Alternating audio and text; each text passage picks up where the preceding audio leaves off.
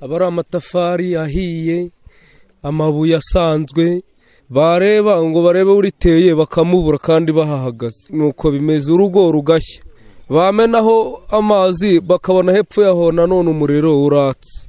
Ni mu murenge wa Bwisige, akagari ka Bwisige, umudugudu wa Ndoha. Abaturage baravuga urwunge rw'ibintu bitangaje byabaye nk'ibidasobanuka bikomeje kubatera ubwoba. Bavuga ko ibi byose bikomoka ku nzu y'uwitwa Ildefonse Ndagijimana, aho bivuga ko ibiyirimo birenze ubushobozi bw'abasanzwe bamenyereye imiterere y'ubuzima busanzwe. Hari abemeza ko iyo nzu irimo amashitani yaje kubera izi impamvu. Ngo yari afite inka, abagizi ba nabi baza kuyitera icyuma, bayibaza basanga bikoramo abana babiri.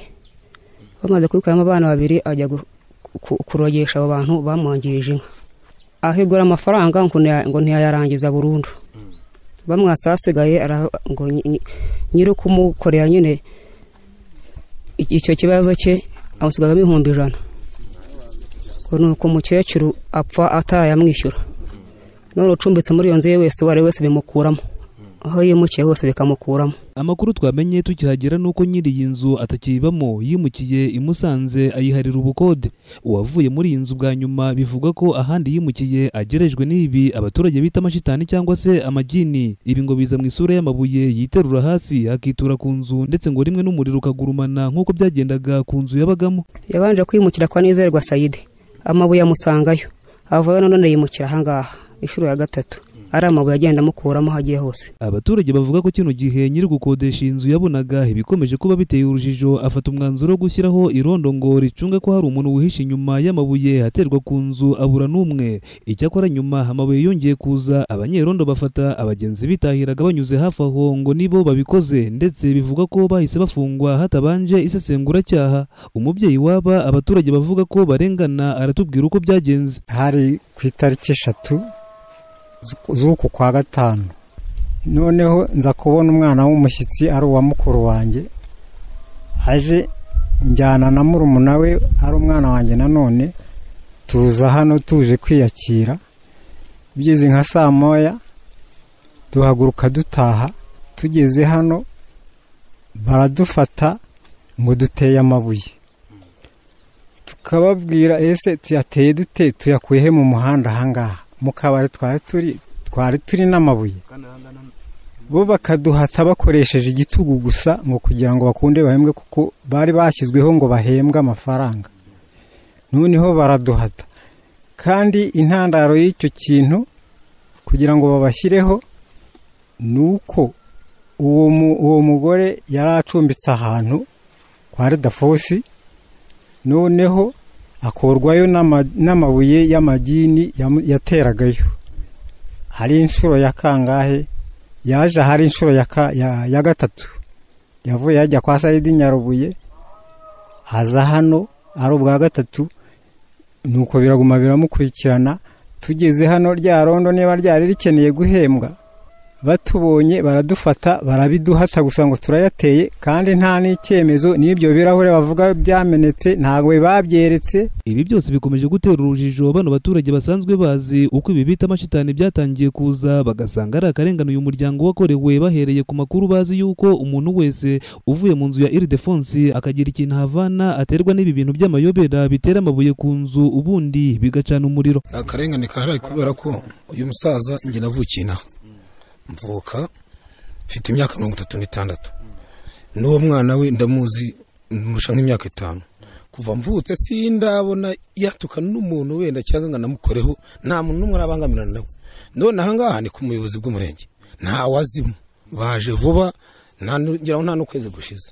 Ntabwo ari kubafata ngo ajye kuvangara batera amabuye atabazi, atarigeze arwana n'umuntu n'umwe naha cyangwa atongane nawe. Ndumva ari akarengane kanakomeye cyane, ahubwo no kubarengana. Umugabo turaturanye nta kibazo twapfaga, twagiye kumva tukumva iwe ibintu birihondagura hejuru y'inzu. Noneho umugore yabaga yagiye nko guhinga, akaza akavuga atari ko se ko sigura urugo rwanjye ari ruzima, none nkasanga ibintu ikibazo cyabaye cy'amabuye yiteragura hejuru y'inzu, kandi tukarahana turuka tukahabura. Bageze aho baravuga ngo abana banjye ngo bihisha mu kizu cy'abasaveri bahari, ngo Karake n'usenga Imana ngo nibo batera y'amabuye. Abaturage bare bagasanga umuntu uri muri icyo kizu atatera ibuye ngo rigwe hejuru y'inzu y'uwo mugabo. Nuko ubwo ngubwo bageze aho n'abaturage birabashobera. Noneho biza kuba nanone n'abana banjye ahubwo bicaranye n'umuhungu wabo wogoshaga hano ku isoko, nta mwana uri mu rugo. Noneho bati cyo ba bana bo kwa Gatabazi batera amabuye ko bari hano, noneho bikaba byacitse biri guterayo. Nuko abaturage hano mu isoko barahurura, bahuruye basanga ibibuye noneho byarimbaguritse cyane birimo gutera, ariko ntibabona ahantu biva bituruka mu kirere. Nuko ubwo ngubwo n'abayobozi b'umurenge noneho baraza barareba basanga ari ikibazo gihari, birangira n'ubundi bibashobeye, bayoberwa ibyo bintu ahantu byaturutse, baravuga ngo yenda n'ibyo uwo mugabo yazanye ngo ntabwo twamenya aho byaturutse. Abantu bose bacumbikamo bagakurwamo n'ibyo bintu cyane, none se urumva bidateza umutekano mukeya, n'abantu bose bacumbikamo bakwimukira ahantu hagira akantu kabo bajyana bikongera bikabasangayo. Ubu wasanga naba hari ikintu cyabo bazanye ahubwo ntibabimenye, ibintu bikabakurikirana. Abantu bagendaga hano mu nzira bihuza n'uko ibyo bintu biri guterayo amabuye, bifatira umusaza bita Ribakare n'umuhungu we ngo nibo bateye amabuye, kandi ahubwo ari bya bindi byabateye, ahubwo ntibamenye ibyo ari byo.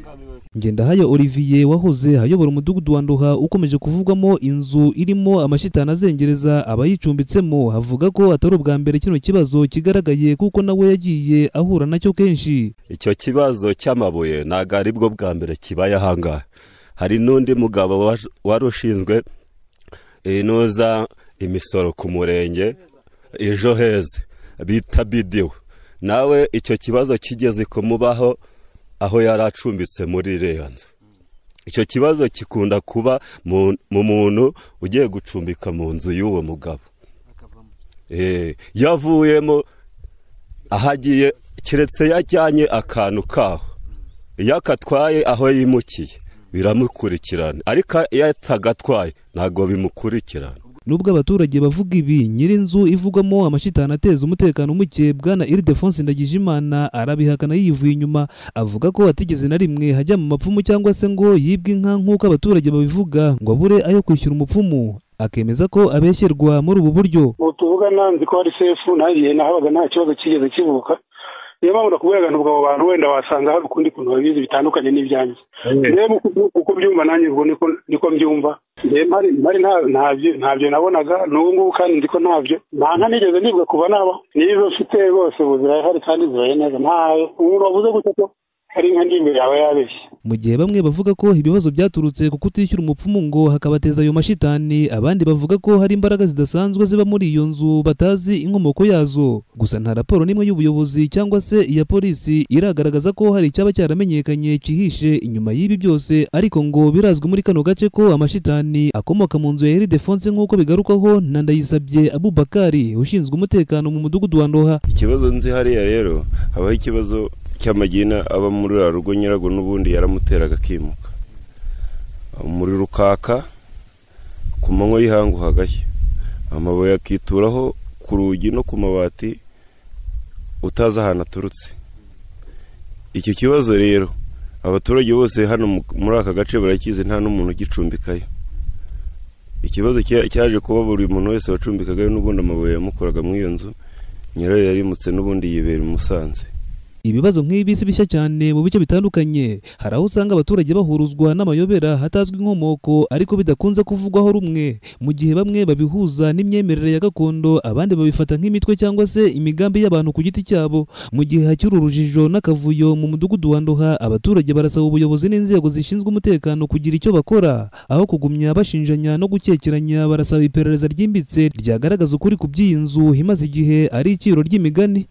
Aha ni Gicumbi, nanjye nditanga ishatse Lionel.